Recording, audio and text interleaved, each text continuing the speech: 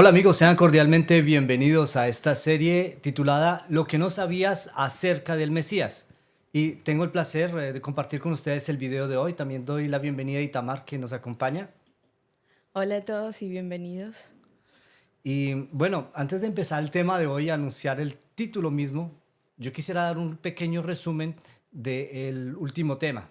Y hablamos de 4 puntos claves para identificar quién es la bestia o el anticristo del cual habla la Biblia. ¿Y cuáles son esos 4 puntos? El primero, ¿Cambiará los tiempos y la ley? exactamente, a ver, ¿qué es eso de cambiar los tiempos de la ley? ¿Qué cambió esa bestia?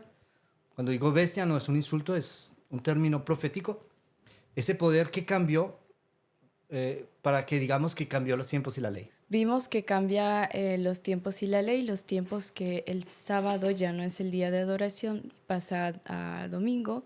Y la ley, vimos que los 10 mandamientos que encontramos en Génesis 20 fueron cambiados y encontramos unas cuantas diferencias. Ujú.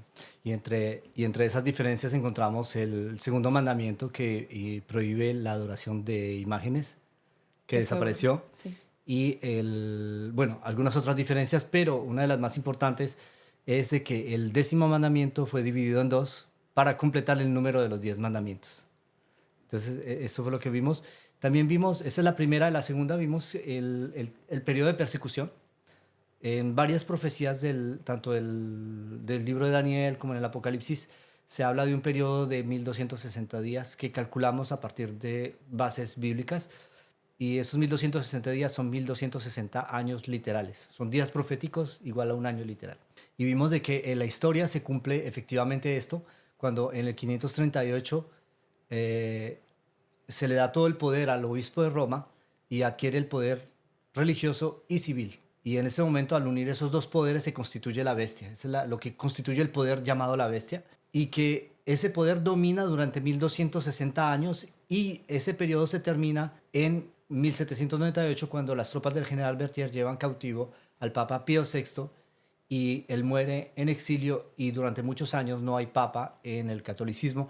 Es decir, que pierde también la dominación geopolítica y el poder geopolítico.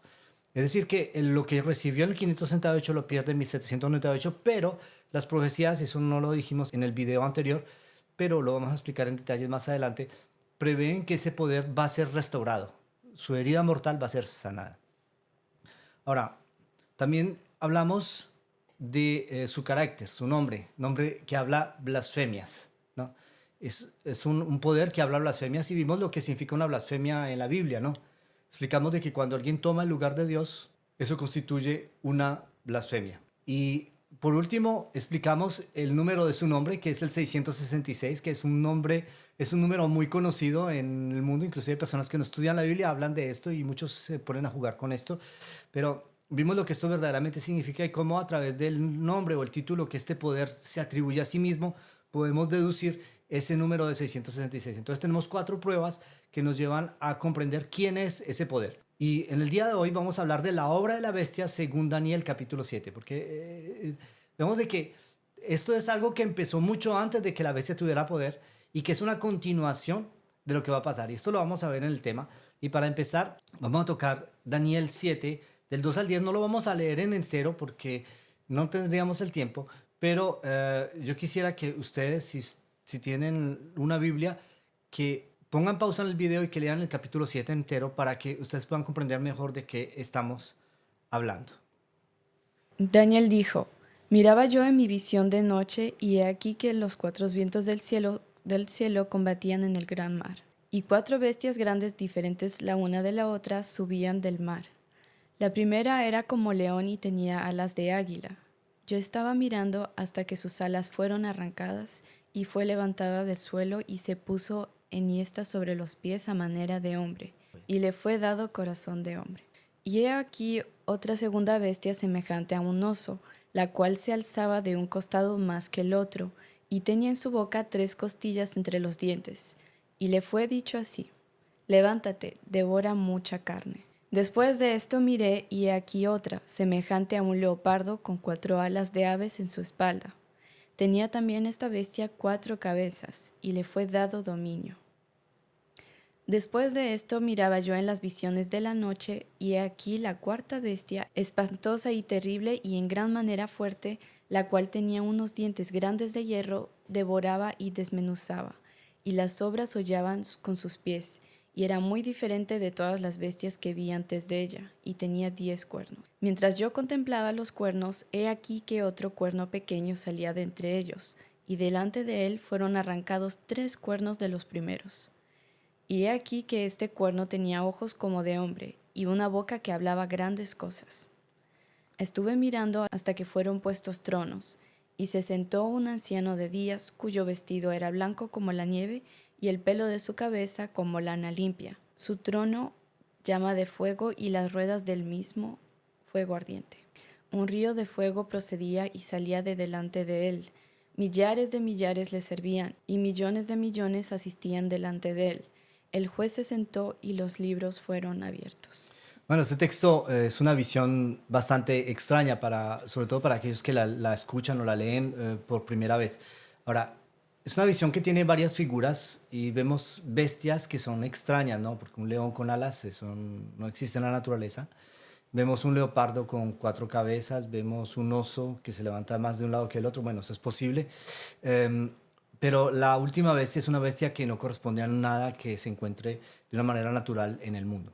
Y para muchas personas estas bestias deben llegar a existir de una manera literal. O sea, como lo dijimos en varias ocasiones, Hollywood ha hecho un gran negocio con estas imágenes porque han pretendido de que la aplicación de estas profecías es literal y que estas bestias van a existir verdaderamente. El punto es de que todos estos son símbolos. Cuando se habla de una bestia se está hablando realmente de un poder. Ahora, hay una cosa muy interesante y es el final del texto. Dice, el juez se sentó y los libros fueron abiertos. Yo quisiera llevarlos de nuevo a el video que hicimos sobre el juicio y los libros del cielo. ¿Ustedes se acuerdan la obra del Mesías, cómo hacía intercesión por unos y otros? Significa que este pasaje está sincronizado con la obra del Mesías y los eventos del juicio. Eso significa también de que todas las visiones que están, todos los elementos simbólicos que están ubicados antes del juicio, es una cadena de eventos que corresponde a una secuencia lógica. Y esos eventos están por suceder y algunos de ellos ya sucedieron. Y los podemos confirmar teóricamente con la historia. Pero vamos a ver más en detalle y vamos a pasar en color negro porque hay algunas imágenes y yo quiero que nos concentremos bastante bien. Y antes de empezar a estudiar el capítulo 7 de Daniel, vamos a ver rápidamente lo que está indicado en el capítulo 2, que es bastante interesante. Estos dos capítulos son complementarios y se estudian en paralelo. Y usted mira, pero ¿por qué vamos a saltar del 7? No hemos comprendido las bestias y ahora va a saltar al 2, que es otra visión diferente. Pero ustedes van a entender por qué. Porque en el capítulo 2 de Daniel se le da una visión a Nabucodonosor que representan todos los reyes de ya su imperio y los reyes que habrían de reinar después de él. Y dice lo siguiente. Tú, oh rey, veías, y aquí una gran imagen. Esta imagen, que era muy grande y cuya gloria era muy sublime, estaba en pie delante de ti, y su aspecto era terrible. La cabeza de esta imagen era de oro fino, su pecho y sus brazos de plata, su vientre y sus muslos de bronce, sus piernas de hierro, sus pies en parte de hierro y parte de barro cocido. Estabas mirando hasta que una piedra fue cortada, no con mano, e hirió a la imagen en sus pies de hierro y de barro cocido, y los desmenuzó. Entonces fueron desmenuzados también el hierro, el barro cocido, el bronce, la plata y el oro, y fueron como tamos de la cera del verano, y se los llevó el viento sin que ellos quedara rastro alguno. Mas la piedra que hirió a la imagen fue hecha un gran monte que llenó toda la tierra. Nosotros vemos en esta visión de que hay una estatua y es la visión que ve Nabucodonosor y se da la interpretación. En el capítulo 2 encontramos la interpretación. Y cada metal y cada parte de la estatua corresponde a un reino. Sabemos, según la interpretación de la Biblia misma, pueden poner en pausa y leer el capítulo entero de Daniel, capítulo 2, pueden poner pausa y leer de una manera completa el capítulo 2 de Daniel, y ahí van a entender de que esa estatua significa la secuencia de reinos que van a seguir después de Babilonia, y que la cabeza es Babilonia. Y el carácter de los metales tiene un significado simbólico, así como el oro es más precioso que la plata, y la plata más preciosa que el bronce, y el bronce más precioso que el hierro, y el hierro más precioso que el hierro mezclado con barro cocido, es decir, con escorias. Sabemos que el hierro que está mezclado con basuras tiene poca resistencia. Y de esa manera el valor de cada reino iba a ir decreciendo y se iba a volver más salvaje. También tenemos la utilidad y la dureza de cada metal. El hierro fue bastante duro, es Sí. bastante duro, el más duro de todos. Y todo esto tiene un significado y en esa simbólica tiene una importancia. Ahora, vamos a colocar la estatua así de una manera horizontal. Ella no estaba así en la visión, pero sirve para poderlo comparar con una línea histórica. Y esta historia empieza en un momento en el cual ya había sucedido un evento, un primer evento. Las 10 tribus de Israel habían sido deportados por los asirios. Entonces, este periodo empezó en el año 723, cuando ellos pierden la autonomía como reino independiente, las 10 tribus de Israel, y queda Judá, que sigue siendo independiente. Y en el 605 sucede algo. Judá pierde la autonomía y es dominada por ¿quién? Babilonia. Por Babilonia, exacto. Entonces, viene un periodo dominado por Babilonia que corresponde a la cabeza de oro y es exactamente la época en la que Daniel está viviendo. Entonces, esto va del 605 hasta el 539, antes de Cristo, obviamente. Eh, Después de este periodo, en el 539 sucede algo. Los babilonios pierden la dominación. No sé si ustedes han oído hablar de cómo fue la destruida, cómo fue dominada, más claro, conquistada Babilonia por los medopersas, cómo secaron el río Éufrates y entraron por el cauce del río para poder invadir, la Babilonia. ciudad. Y esto sucedió durante el reinado del rey Belsasar, que era el nieto de Nabucodonosor, rey de Babilonia. Daniel estaba presente durante esos eventos también. Y del año 539 al año 331 dominan los medo-persas. Imperio medo e imperio persa. Hay que saber de que era un imperio compuesto de dos poderes. Los medos inicialmente eran más poderosos que los persas, pero a medida que avanzaron las conquistas, los persas se hicieron más poderosos que los medos. Y significa que era un reino que estaban juntos, dos reinos que estaban juntos, que trabajaban en coalición, pero cuyas fuerzas no eran iguales. Y tenemos también a Grecia, que del 331 hasta el año 168 a.C. dominan el mundo antiguo con las diferentes potencias. Inclusive, por ejemplo, tenemos en Egipto los faraones de la dinastía ptolomeica eran griegos. En las zonas de Siria habían diferentes dinastías y toda esa historia la podemos contar en detalle en otros videos. En todo caso, ellos dominan hasta el 168. En el 168 sucede algo. Los romanos se levantan y Roma imperial domina hasta el 538 después de Cristo. Es el reino tal vez más largo. Y hay que saber también de que Roma, el imperio romano también ellos utilizan el hierro. Y el hierro les da a ellos una ventaja militar bastante interesante. Además de utilizar el hierro, ellos utilizan otra cosa, la estrategia militar, la disciplina militar. Y todas esas estrategias militares los llevan a ellos a dominar el mundo antiguo. Hay otra cosa que favoreció mucho a los romanos es la cuestión legal. El derecho internacional fue inventado por los romanos. Ellos tenían contratos. ¿Por qué? ¿Cómo empezaron el Imperio Romano? Empezaron Eran como mercenarios. mercenarios, como mercenarios. Ellos antiguamente eran un pequeño grupo, ¿no?, de personas que se vendían sus servicios al rey que los necesitaba. Entonces, cuando un rey tenía problemas con su vecino, pues contrataba a los romanos, vaya, mátenme a este y ya está. Les pagaba y ya iba. El punto es de que los romanos también para poder extender su población les faltaban mujeres. Entonces, ¿qué hacían ellos? Iban y Raptaban a las secuestraban mujeres. mujeres e iban aumentando su dominio, su dominio. Empezaron a hacer contratos y uno de los contratos más conocidos es con la dinastía ptolomeica. Y ese contrato hace que finalmente los romanos se amparen y lleguen a dominar eh, el, el imperio de Egipto, que era el reino de la dinastía ptolomeica, historia con Cleopatra y Marco Antonio, que es bastante conocida en el mundo. Entonces, en el 538 sucede algo muy interesante que lo citamos en el video anterior. 538, el emperador Justiniano, emperador romano que estaba asentado en Constantinopla, que era, él tenía el dominio del imperio de Oriente, manda una carta al obispo de Roma dándole pleno poder religioso y civil. A esto se une la ayuda del rey Clodoveo, rey de Francia, o Clovis también como le llaman, y lo cual permite el dominio del catolicismo en el mundo entero. Finalmente aparece un periodo de la Roma papal. ¿Sí? En lugar del César, ahora se tiene al Papa, y él domina sobre diferentes reinos. Y este periodo tiene una interrupción del dominio en 1798, como lo explicamos en el video anterior. 1798, los eventos que sucedieron durante la Revolución Francesa y la acción del general Berthier, que lleva cautivo al Papa Pío VI y él muere en cautividad.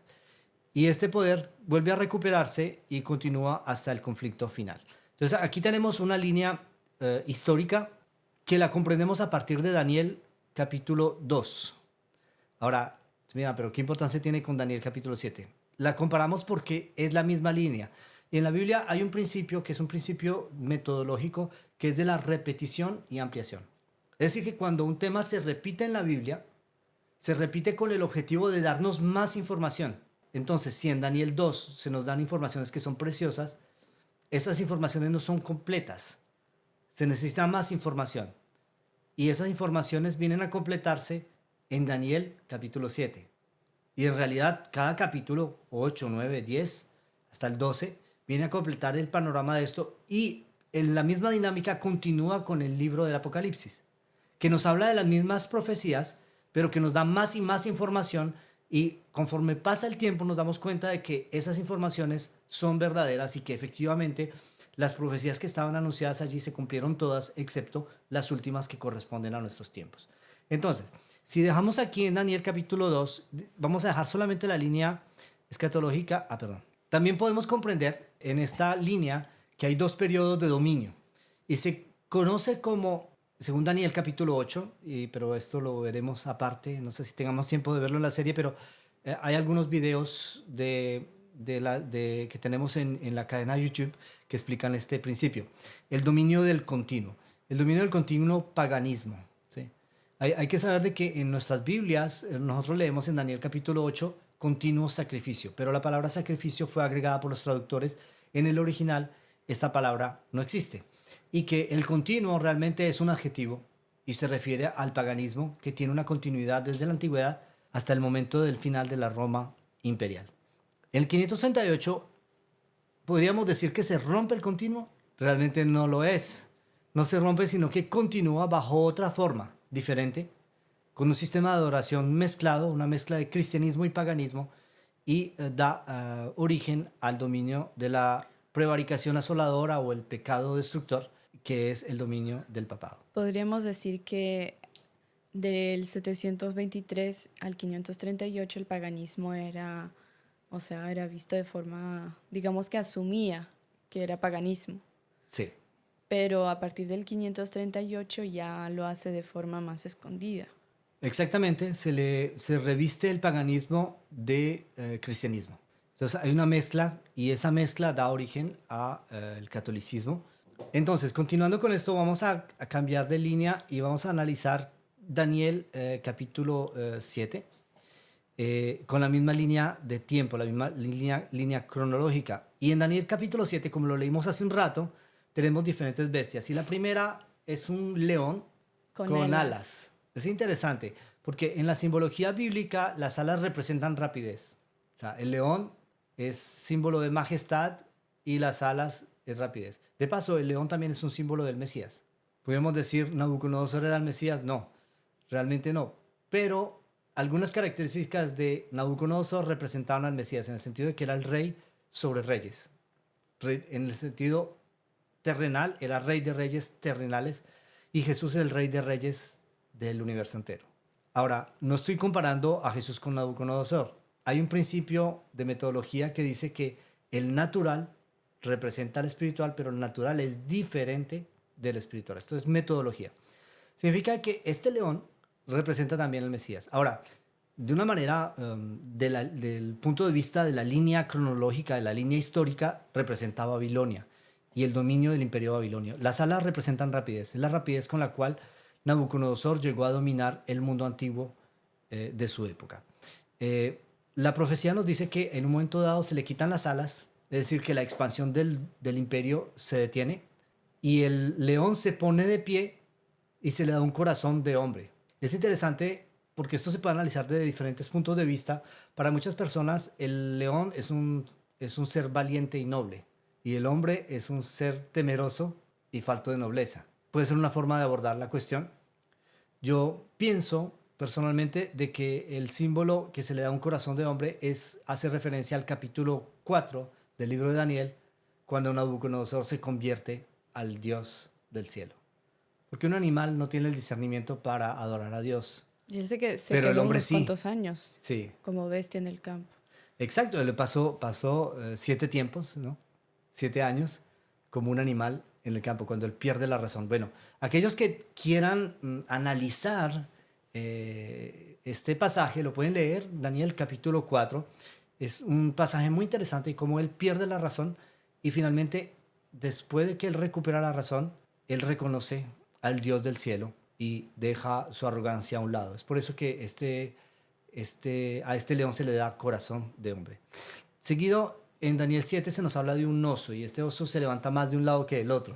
Es debido a que este reino o este imperio, representado por esta bestia que es un oso que se levanta más de un lado del otro, está compuesto de 2 reinos en realidad, uno más poderoso que el otro. Inicialmente los medos eran más poderosos que los persas, pero a medida que avanzaron las conquistas, los persas se hicieron más poderosos y los medos menos. Sin embargo, estos 2 reinos continuaron juntos hasta el final de su dominio en el año 331. Las 3 costillas de las que nos hablan son las 3 provincias que son dominadas para que ellos puedan tener el poder de todo, y una de ellas es Babilonia. Grecia está representada en Daniel 7, como lo leímos hace un rato, por un leopardo. Ese leopardo, ahora, un leopardo, no un guepardo. A muchas personas confunden los 2 animales. También se llama el chita, ¿no? El guepardo es el animal terrestre más rápido del mundo. Ahora, el leopardo es un animal muy feroz. El leopardo es una pantera. Y esta pantera tiene 4 cabezas. Los 4 generales. Exacto, y Tamar ya lo sabe. Los 4 generales que dominaron la Grecia antigua. Sabe que después de la muerte de Alejandro Magno, él murió relativamente rápido después de que logró dominar todo el mundo. Y lo hizo de una manera muy rápida.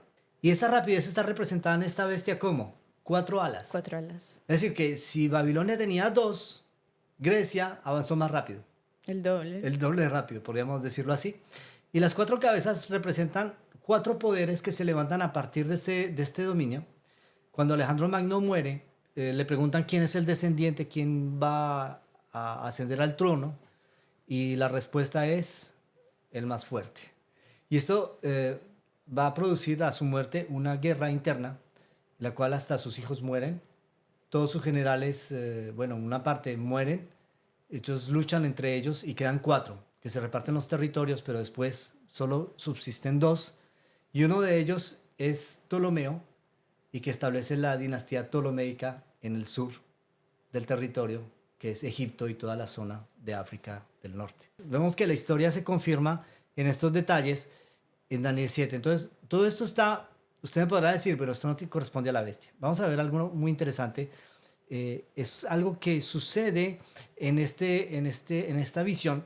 Aparece una bestia, bueno, aquí está representada como un dinosaurio, pero realmente no se sabe. Es algo que tenemos la descripción, pero no hay suficientes detalles como para hacer un dibujo exacto de lo que esa bestia era. En todo caso, una bestia terrible, algo que no se veía comúnmente.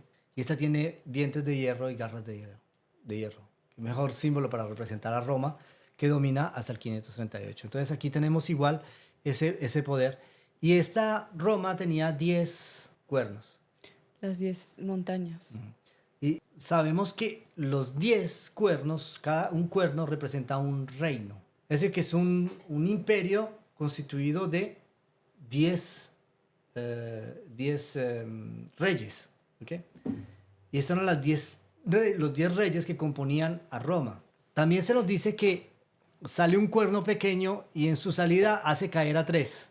Y esos 3 corresponden a los 3 reinos que son vencidos para que este poder pueda tomar el dominio. Pero sobre esto Ustedes encontrarán también material en nuestra cadena donde desarrollamos en detalle estos temas. Ahora, se habla del cuerno pequeño. ¿Qué es el asunto del cuerno pequeño? El cuerno pequeño corresponde al periodo que va del 538 hasta 1798, cuando tiene una interrupción de su dominio. Y este cuerno pequeño tiene características especiales. Entonces vamos a analizar lo que dice el cuerno pequeño. Capítulo 7 de Daniel, versículo 8. Mientras yo contemplaba los cuernos, he aquí que otro cuerno pequeño salía entre ellos, y delante de él fueron arrancados 3 cuernos de los primeros. Y aquí que este cuerno tenía ojos como de hombre y una boca que hablaba grandes cosas. Entonces es interesante, un cuerno pero que tiene boca como de hombre y habla grandes cosas, ¿no? Y ojos. Y ojos, ¿no? Entonces aquí tenemos una representación. Nosotros ya identificamos quién es la bestia en el video anterior. Sabemos a qué corresponde y dimos las 4 pruebas, las 4 argumentos, los 4 argumentos que permiten identificarla en el marco de la Biblia. Ahora, Daniel capítulo 7 continúa diciendo del versículo 21 al 25. Y veía yo que este cuerno hacía guerra contra los santos y los vencía, hasta que vino el anciano de días y se dio el juicio a los santos del Altísimo, y llegó el tiempo y los santos recibieron el reino. Dijo así: la cuarta bestia será un cuarto reino en la tierra, el cual será diferente de todos los otros reinos, y a toda la tierra devorará, trillará y despedazará. Y los 10 cuernos significan que de aquel reino se levantarán 10 reyes, y tras ellos se levantará otro, el cual será diferente de los primeros, y a 3 reyes derribará. Y hablará palabras contra el Altísimo, y a los santos del Altísimo quebrantará, y pensará en cambiar los tiempos y la ley, y serán entregados en su mano hasta tiempo y tiempos y medio tiempo. Bueno, sobre esto tenemos los argumentos en el video anterior, ¿no? ¿Verdad? En el video anterior vimos cómo podemos identificar este poder. Y bueno, para aquellos que de pronto tomen el tema a partir de acá, yo quisiera invitarlos a que vean el video número 12 de la serie que explica este asunto acerca de cómo identificar la bestia del Apocalipsis y de Daniel. Bien, es decir que este cuerno pequeño va a hacer guerra contra los santos y nosotros lo vimos, lo explicamos durante la Edad Media, las persecuciones de la Inquisición, ¿no? Ahora, este asunto de tiempo, tiempos y medio tiempo lo vimos en el video anterior, pero yo quisiera darles un pequeño resumen aquí rápido. Un tiempo es un año igual a 360 días, un año lunar, obviamente. 2 tiempos son 2 años, 720. Y medio tiempo, medio año, 180 días. La adición hace 1260 días proféticos o 1260 años literales, que es la cuenta exacta si vamos del 538 hasta 1798, cuando este poder pierde su dominio. Entonces, vemos que la Biblia no tiene ambigüedad en cuanto a esto y el poder está bien identificado. Bueno amigos, hasta aquí llegamos con el tema de hoy. Bueno, en resumen, hemos identificado que la obra de esta bestia, que es realmente un reino, es un dominio geopolítico que se constituye, perdón, que hemos denominado la bestia de Apocalipsis. Realmente es una continuación de todo un sistema que es conocido como el paganismo y que continúa al periodo del papado. En todo caso, les agradecemos por su atención, pero antes de terminar vamos a hacer una sección de preguntas y respuestas. Bueno, Maggie, te escuchamos tu pregunta. Es más bien una acotación. Ujú. Buenos días. En la parte en la que usted dijo que el continuo, pregunto, ¿es que se corta el continuo o continúa? Entonces, yo pienso que el continuo ha seguido, pues, continuando, valga lo que dice la palabra, y hasta el día de hoy, hace el mundo en realidad le da honra al paganismo, porque es algo que continúa, ¿no? Yo estuve leyendo un poco acerca de los Juegos Olímpicos, ya que está de moda acá en París, y encontré la información de que estos Juegos Olímpicos se crearon como 600 o 300 años antes de Cristo en Grecia, ¿no? Y los de Atenas los celebraban en una ciudad llamada Olimpa, y pues esos juegos lo hacían para dar honor al dios Zeus. Y vemos que y se hacen cada 4 años. Esa parte me llamó mucho la atención porque cada 4 años ellos tienen el pensamiento de que ese Dios los va a escuchar. Pero si nos damos cuenta en la actualidad, los Juegos Olímpicos se siguen celebrando y también cada 4 años. O sea, Mm. hay un parámetro ahí, hay algo fijo que no ha cambiado, ¿no? Y bueno, es una acotación que quería decir. Eh, Gracias. Gracias, Maggie. Es bastante interesante lo que dices porque efectivamente la sociedad hoy en día tiene mucha influencia de la mitología griega, de la religión de los griegos e inclusive de las religiones de los romanos. Hay que saber de que todas las civilizaciones antiguas, cuando una dominaba a otra, pues asumía su sistema de religión y sus dioses. Y así se iban acumulando. Entonces el continuo, cuando se habla de continuo es porque continúa. Entonces si el continuo se interrumpe ya no es continuo, porque tiene una interrupción. El punto es de que efectivamente los Juegos Olímpicos se hacían tradicionalmente en honores a los dioses. E inclusive los romanos retomaron esta idea y ellos hacían juegos en el Coliseo en honor a los dioses, que era la continuación de esta misma tradición.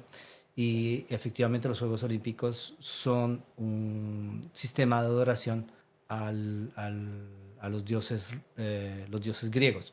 Otra cosa muy interesante es de que los dioses griegos eran imágenes humanas, es decir, que ellos les daban a los dioses características humanas, compasiones humanas, la ira, el odio, la envidia, el amor, etcétera, etcétera. Y todos los aspectos, inclusive en psicología, cuando se estudia sobre el comportamiento humano, se estudia mucho la mitología griega, porque en la mitología griega es como un pequeño resumen de casos de formas de comportamiento y de actitudes de las personas. Eh, y como esto era la imagen que ellos tenían de los dioses, es decir, que estaban adorando realmente al hombre. O sea, su forma de adoración iba a adorar al hombre. Ahora, ¿qué se hace en los Juegos Olímpicos? Se observa y se admira a personas por sus capacidades físicas. Se admira al hombre.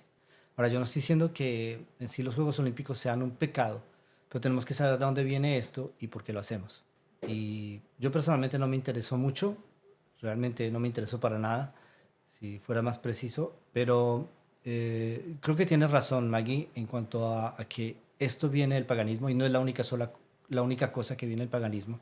Si nosotros vemos las películas, por ejemplo, las series, las diferentes películas sobre los Avengers, y que esto comenzó con los dibujos, ¿cómo es? Los cómics. Cuando yo estaba niño ya existía eso de Superman, Batman, y también teníamos la historia de Thor y todo eso, que eran dioses de la mitología griega. Entonces, todas esas historias volvían una vez tras otra. Y yo diría que ese sistema y todas esas historias siguen vigentes, siguen vivas hoy en el imaginario, en la mente de las personas. Y a veces sin darnos cuenta entramos en ese tipo de actividad sin saberlo realmente. En todo caso, gracias Maggie por tu comentario. Buenos días Nicolás, te escuchamos tu pregunta. Hola, buen día. Mi pregunta era si el anticristo tendrá el símbolo de la bestia cuando venga. A ver, el anticristo, si el anticristo tiene el símbolo de la bestia. El punto es de que el anticristo es el personaje central que constituye la bestia. Es decir, es a través del anticristo que se constituye la bestia. Él es el autor de la bestia. Y yo diría que la bestia tiene la marca del anticristo, de paso, porque nosotros vamos a ver qué significa verdaderamente esto. Nosotros todavía no hemos visto qué es verdaderamente la marca de la bestia. Estamos tratando de entenderlo. Por eso analizamos primero el tema de cuál es el sello de Dios. Analizamos de quién es la bestia en el Apocalipsis. Ahora analizamos su obra, cómo la va a hacer y los periodos de tiempo. Vimos en Daniel 7 cómo funciona esto y la persecución que ha hecho y que va a volver a hacer. Y a partir de allí vamos a entender verdaderamente cuál es la marca de la bestia.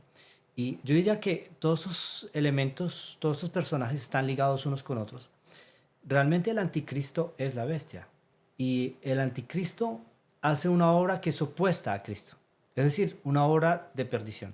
Por eso se llama la prevaricación asoladora o el pecado desolador o el pecado destructor, según la forma en que la traduzcamos. Es porque su mensaje hace que muchos se pierdan cuando lo aceptan, cuando lo siguen y cuando lo obedecen. Y en ese sentido es una obra contraria a la del Cristo, que es el Mesías, que es el Salvador.